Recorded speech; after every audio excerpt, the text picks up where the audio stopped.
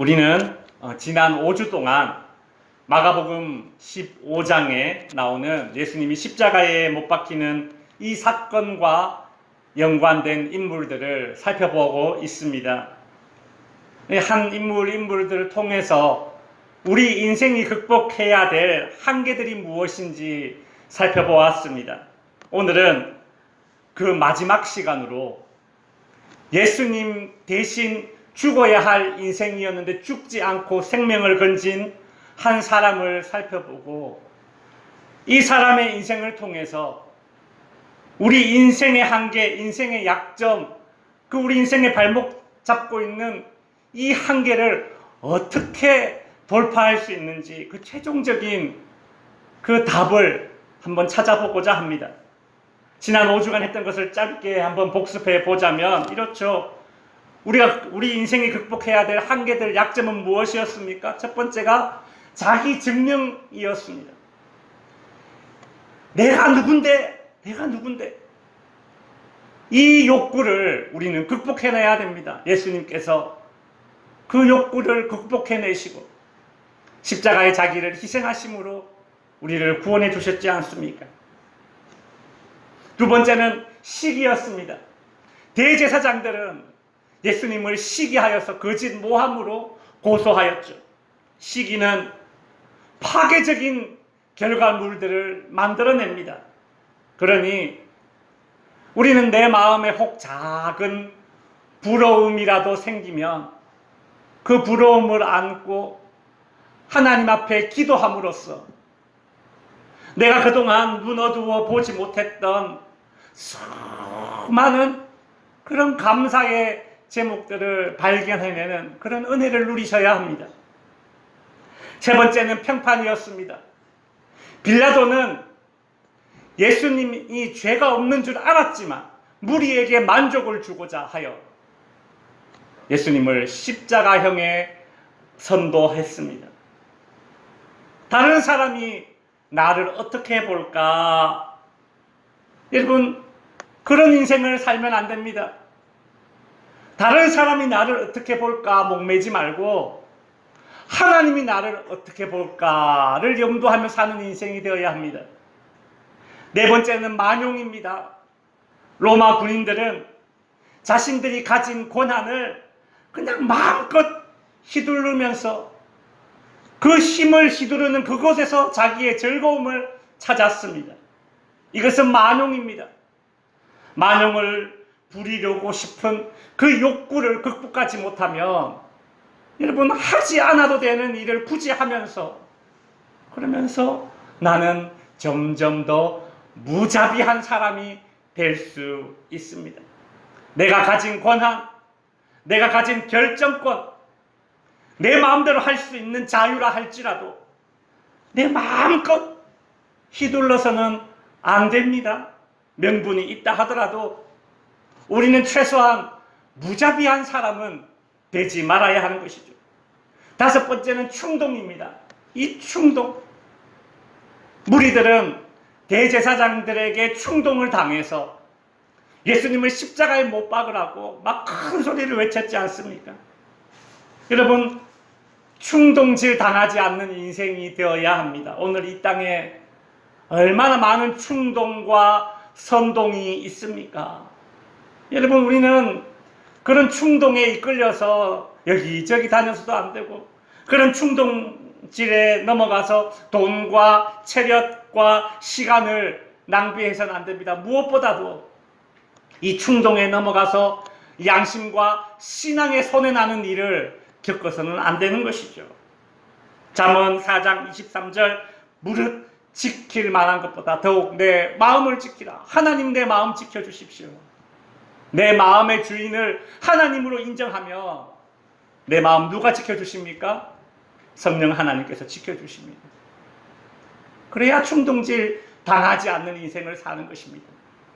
오늘은 우리 인생이 극복해야 될 한계, 그 마지막으로 여섯 번째 요행을 살펴보도록 하겠습니다.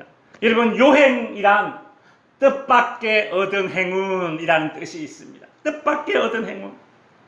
여러분, 이 요행도 우리 인생이 극복해야 될 인생의 한계입니다. 아니, 요행, 뜻밖의 얻은 행운이 얻으면 좋은 것이지 그게 무슨 극복해야 될 약점인가, 그런 생각도 들 겁니다. 그러나 요행은 우리 인생의 장애물로 간주해야 됩니다. 정확히 표현하자면 요행을 바라는 욕구가 우리 인생의 장애물이 됩니다. 처음 요행을 맞은 사람은 기뻐합니다. 행복해합니다. 당연하죠. 기대하지 않았던 뜻밖의 행운이 찾아오니까 행복하죠. 근데 문제는 그 다음입니다.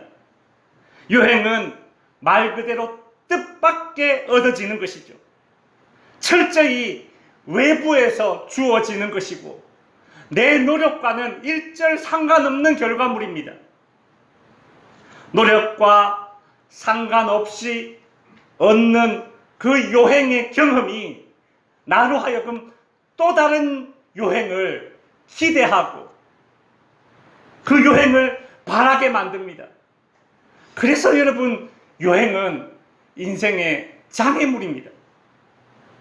오래전에 저희 집 애 중에 한 명이 유치원에 다닐 때 일입니다.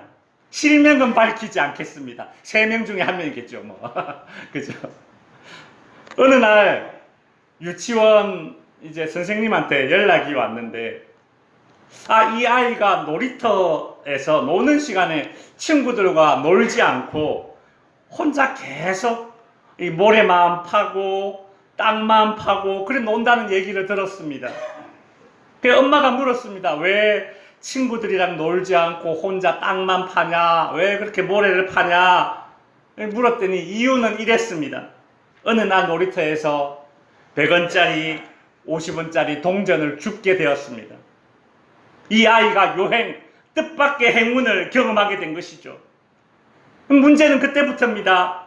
이제는 놀이터에서 다른 아이들과 뛰어놀기보다 뭘 하겠습니까? 동전 줍는 일에 몰두하기 시작합니다. 특히 어디가 그 핫플레이스냐 하면 그네 밑이, 그네 이렇게 타다 보면 주머니에서 동전이 떨어지나 봐요. 이 한 번의 이 요행의 경험이 또 다른 요행을 기대하는 욕구로 그렇게 발전된 것이죠. 여러분, 비록 어린 아이지만 이 요행의 욕구가 놀이 욕구보다 더 커질 수도 있다는 겁니다. 어린 아이에게 놀이 욕구는 엄청난 큰 욕구거든요. 먹는 것보다 더 큰 욕구가 놀이 욕구 아닙니까? 아이들에게.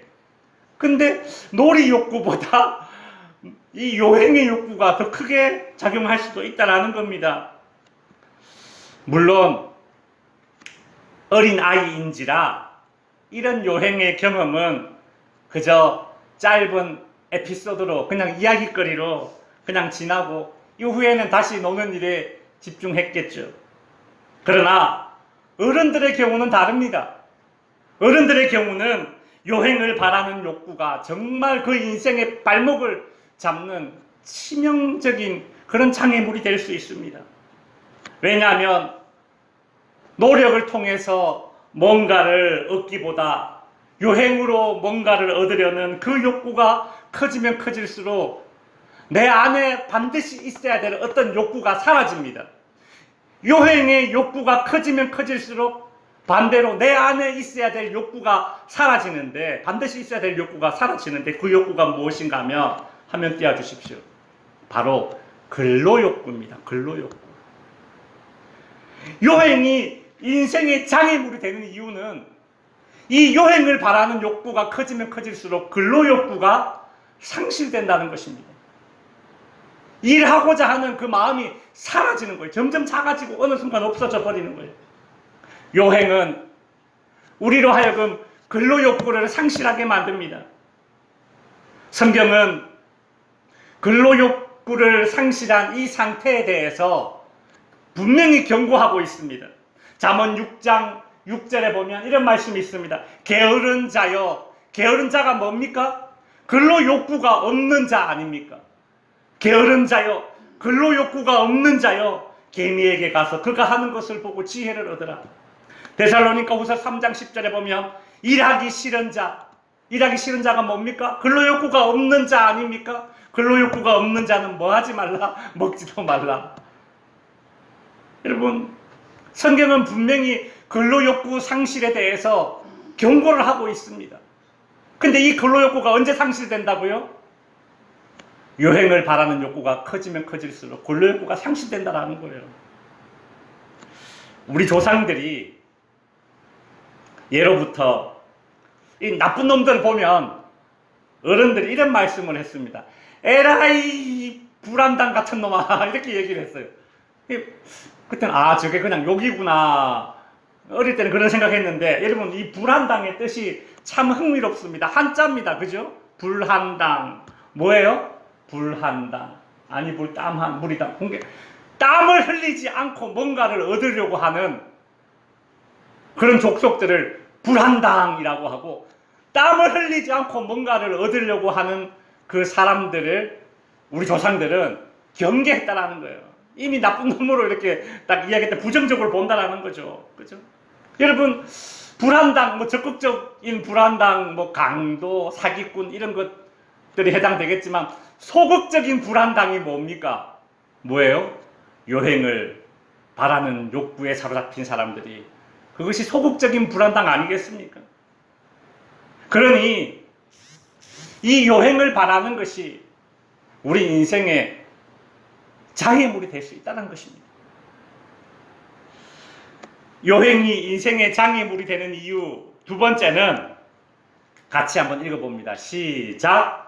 하나님의 뜻이 아닌 여행이 있다라는 것입니다.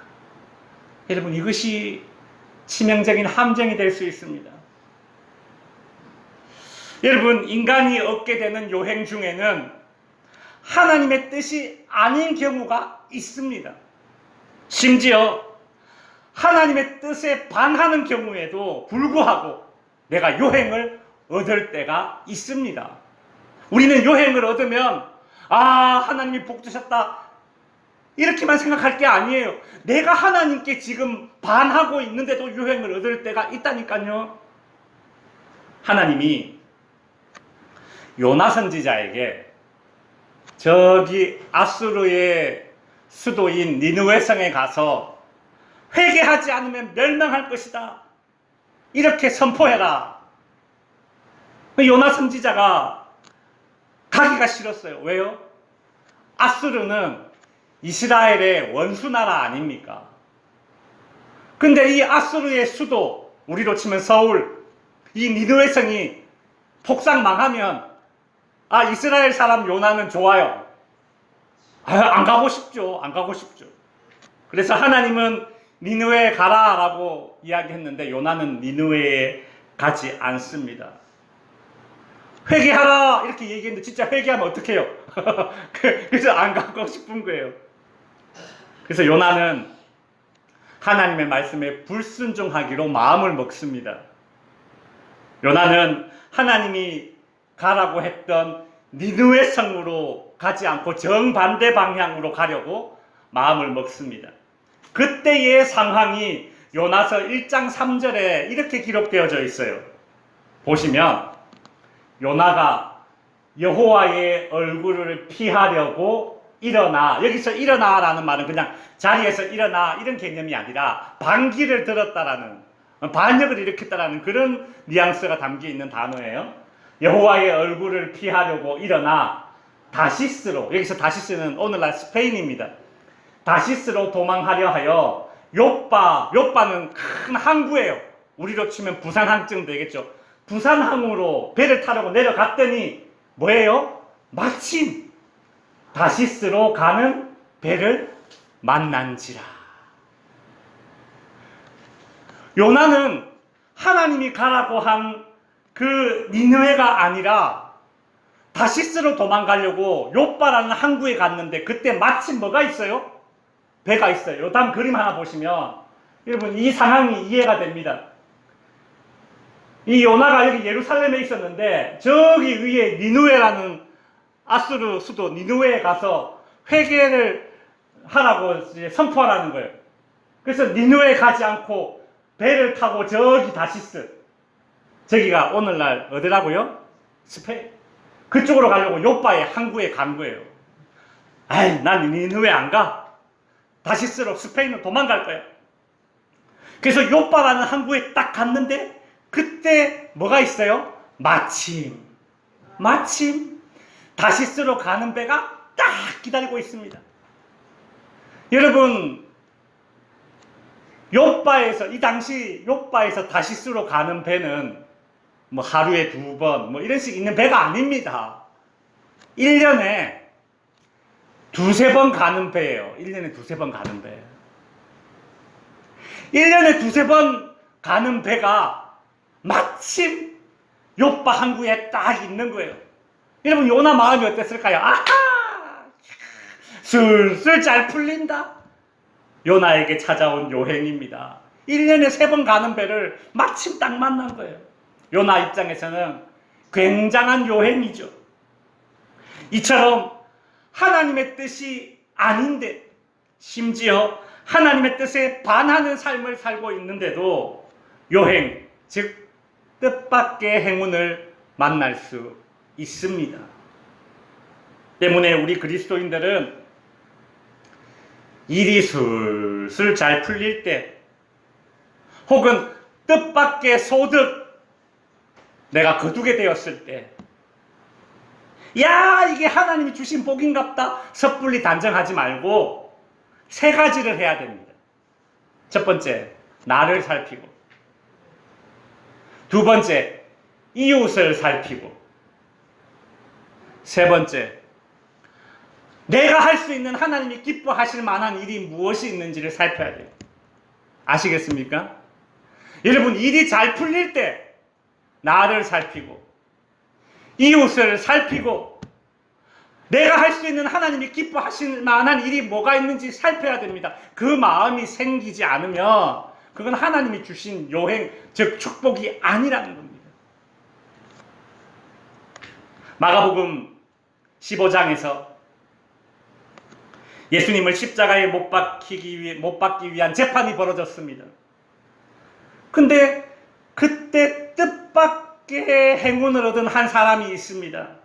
그 사람의 이름은 바라바입니다. 바라바. 이 바라바는 어떤 사람인가? 마태복음 16장에 보면 바라바라 하는 유명한 죄수가 있었습니다. 전국구 죄수예요. 유명한 죄수입니다. 마가복음 7장에 보면 밀란을 꾸미고 그 밀란 중에 체포된 자라고 되어져 있습니다. 살인을 하고 체포된 자, 살인자였어요. 요한복음 18장에 보면 바라바라 하니, 바라바는 뭐라고요? 강도라. 여러분, 종합해보자면 바라바는 유명한 사람입니다. 왜 유명하냐? 왜 유명해졌을까? 이 당시 로마로부터 벗어나기 위해서 밀란을 일으켰는데 그 과정 중에 살인도 저질렀다는 얘기죠. 그래서 유대인들 중에 어떤 사람들은, 야, 바라바가 로마로부터 우리를 벗어나게 해주기 위해서 밀란을 일으켰으니까, 야, 바라바는 의적이다, 우리로 홍길동이다, 그렇게 국민적인 그런 영웅인 줄 알았다는 거죠. 근데 알고 보니 요한복음에서 뭐라고 이야기하고 있습니까? 그 바라바의 실체가 뭐라는 거예요?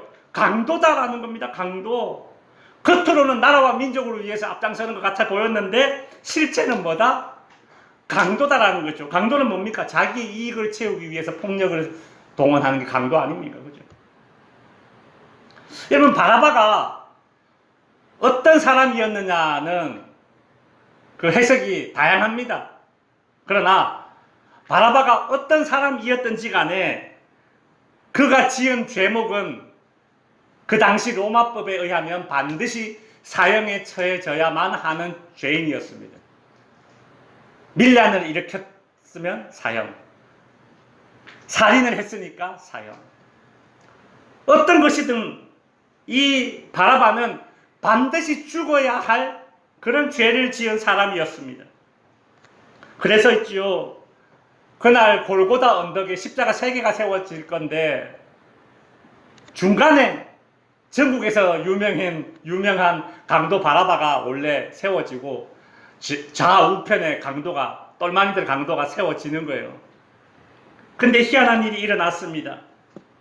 예수님을 시기했던 대제사장들이 이 군중을 충동질해서 빌라도 총독으로 하여금 이 바라바가 아니라 예수를 십자가에 대신 처형하는 일이 일어났습니다. 반드시 죽어야 할 죄인 바라바가 말도 안 되는 요행, 뜻밖의 행운으로 죽지 않고 살게 된 것입니다. 아니, 세상에 이렇게 재수 좋은 놈을 봤습니까? 예? 밀란을 일으키고 살인자였는데, 강도였는데, 그 당시 법에 반드시 죽어야 할 죄인인데 죽지 않고 살아난 거예요. 사람들이 바라바를 살려라, 이런 이상한 일이 일어나서 반드시 죽어야 할 죄인이 죽지 않고 반드시 살아야 할 의인 예수가 대신 죽는 희한한 일이 일어났습니다. 바라바, 정말 억세게 운 좋은 사람입니다. 정말 억세게 운 좋은 사람이에요. 근데 여러분, 이걸 알아야 됩니다. 말도 안 되는 요행, 그 이면에는 말도 안 되는 억울함이 있습니다. 영국의 학자 존 러스킨이라는 사람이 이런 말을 했습니다. 만약에 당신이 일하지 않았는데 보수를 얻었다면 반드시 일하고도 보수를 받지 못하는 사람이 어딘가에 있을 것이다. 이렇게 말했어요. 이 바라바가 말이죠, 정말 말도 안 되는 요행을 얻어서 살게 된 그 이면에는 누군가 말도 안 되는 억울함을 안고 바라바의 죄를 대신 뒤집어 쓰고 죽어야 한 사람, 죽어야 할 분이 계셨습니다. 누굽니까? 바로 우리 예수님입니다. 여러분, 예수님 때문에 정말 말도 안 되는 요행을 얻어서 살게 된 이 죄수의 이름이 뭐라고요? 바라바. 근데 이 엄청난 요행을 얻어서 생명을 건진 죄인 바라바, 그 바라바의 이름의 뜻은 이렇습니다. 한번 보면 바라바는 바르와 아바가 합쳐진 단어가 바라바예요. 근데 바르는 누구의 아들입니다.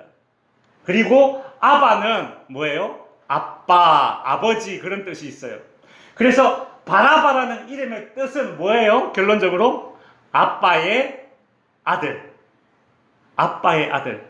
자, 여기서 질문 나갑니다. 이 자리에 계신 분들 중에 아빠의 아들이 아닌 사람이 있습니까? 난 딸입니다, 그렇게 얘기하지 말고. 자, 이 자리에 계신 분들 중에 아빠의 아들, 딸이 아닌 사람 손 들어보세요. 없어요. 바라바는 아빠의 아들, 딸, 그러니까 우리 모두입니다. 우리 모두. 우리가 바라바를 보면서 저 억세게 재수 좋은 놈, 예수님 대신해서 살은 놈, 저 바라바 대신 예수님이 죽었네, 그렇게 이야기했는데 알고 보니까 바라바는 누구를 이야기하는 거예요? 이 땅에 살고 있는 모든 아빠의 아들, 딸들, 즉 우리를 이야기하는 겁니다. 저와 여러분을 대신해서, 마땅히 죽어야 되는 저와 여러분을 대신해서, 바라바를 대신해서 예수님이 대신 십자가에 죽으신 것이죠. 그래서 예수님 때문에 요행을 얻은 사람 바라바는 곧 누구입니까? 아빠의 아들, 딸 되는 저와 여러분입니다. 우리예요, 우리. 이사야서 53장에 그가 찔림은 우리의 허물 때문이요, 그가 상함은 우리의 죄악 때문이라. 그가 징계를 받음으로 우리가 평안을 누리고 그가 채찍에 맞음으로 우리가 나음을 받았도다. 이제 말씀을 정리하겠습니다. 어떤 사람이 30년을 다닌 회사에서 이제 정년퇴직을 하게 되었습니다.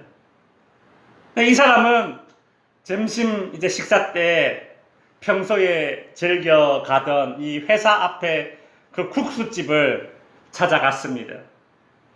30년 전에는 국수 한 그릇 3,000원, 20년 전에는 국수 한 그릇 4,000원, 10년 전부터 5,000원, 지금까지 5,000원. 그 30년간 그 국수집을 쭉 이용하던 이 아저씨가 이제 정년 퇴직을 하는 거죠. 마지막이라는 생각을 하니까 뭔가 가슴이 뭉클해졌습니다. 그래서 평소에는 식사하고 가느라고 바빠서 대화를 많이 나누지 못했는데 오늘은 이 식당 사장님하고 내가 좀 얘기를 해봐야 되겠다 싶었습니다. 그래서 이제 정년퇴직하는 날 그날 이제 그 국수집 사장님한테 가서 이렇게 이야기를 했어요. 사장님, 나 오늘 30년간 다니던 회사에서 퇴직을 합니다. 아이고, 그래요? 아이고, 그동안 수십 년간 우리 식당을 찾아주신 단골이셨는데 아이고, 오늘 퇴직을 하신다고요? 아이고, 축하를 해야 한다고 말해야 될지 무슨 말 해야 할지 어쨌든 앞으로 무슨 일을 하든지 간에 잘 되고 건강하십시오. 아이고, 감사합니다. 감사합니다. 그런 이야기를 이제 주고받았어요. 그날은 이 주인이 손수 이 국수 그릇을 들고 이렇게 와서 아이고, 맛있게 드십시오 라고 이 퇴직하는 아저씨의 테이블에 딱 놔주었습니다. 그 국수 그릇 위에 이 평소와는 다르게 새우튀김 한 조각이 이렇게 올려져 있는 겁니다. 이 사람이 감동을 받는 거죠. 아이고, 사장님 고맙습니다. 아, 예, 뭐 드십시오. 그 작고 따뜻한 배려에 감동이 되어서 그리고 오늘 내가 퇴직하니 마지막이다라는 이런 그 감동 때문에 뭔가 눈물이 쭉 나고 뒷밤에 흐르는 눈물을 닦으면서 식사를 마쳤습니다. 식사를 마치고 지갑에서 5,000원을 딱 꺼내서 사장님 계산요. 그러자 그 사장님이 이렇게 말했습니다. 예, 감사합니다. 6,000원 되겠습니다. 뭐예요? 새우튀김 1,000원 추가. 여러분, 세상을 살면서 깨닫는 것은 세상에 공짜는 없다는 것입니다. 사람들은 여행을 좋아합니다. 그러나 세상에 공짜 여행은 없습니다. 그럼에도 사람들은 여행을 너무 바란 나머지 그 여행을 바라는 욕구가 우리 인생의 발목을 잡을 때가 있습니다. 그러나 저와 여러분은 오늘 마가복음 15장에서 반드시 죽어야 할 죄인이었던 바라바라는 사람이 얻게 된 이 엄청난 여행을 보면서 아, 세상에 공짜가 없다. 근데 여기에 공짜가 있구나 라는 사실을 깨닫게 됩니다. 공짜 없는 이 세상에서 공짜가 있는 곳은 단 한 곳입니다. 그곳이 어디입니까? 바로 십자가 위에 있습니다. 십자가 위에. 십자가 위에만 공짜 여행이 있습니다. 바로 예수님의 십자가 대속의 은혜입니다. 뜻밖의 얻은 공짜 이 은혜, 그 이면에는 누가 있습니까? 누군가 반드시는 엄청난 억울함과 희생이 있다. 우리 예수님께서 우리 대신 그 억울함과 그 희생을 대신 지신 것이죠. 이 땅의 모든 여행은 우리의 인생의 발목을 잡는 장애물이지만 예수님의 십자가 대속의 은혜는 반대로 우리 인생의 발목에 채워진 착고를 풀어줍니다. 죄로부터의 자유, 영생을 가져다 줍니다. 저와 여러분은 예수님 때문에 이 세상에 없는 공짜, 오직 십자가 위에만 있는 공짜, 말도 안 되는 여행을 얻었습니다. 바로 십자가 대속의 은혜입니다. 우리는 지난 6주 동안 우리 인생들이 극복해야 될 한계들 살펴보았죠. 자기 증명, 시기, 편판, 만용, 충동, 그리고 요행. 이 6가지 약점들을 살펴보았습니다. 우리 인생의 발목 잡는 이 6가지 약점과 한계를 극복하고 이겨낼 수 있는 길은 오직 우리 예수님의 십자가 은혜임을 최종 결론으로 말씀드리면서 오늘 설교를 마치겠습니다. 여러분 따라해 주십시오. 오직 십자가. 아멘. 기도하겠습니다. 하나님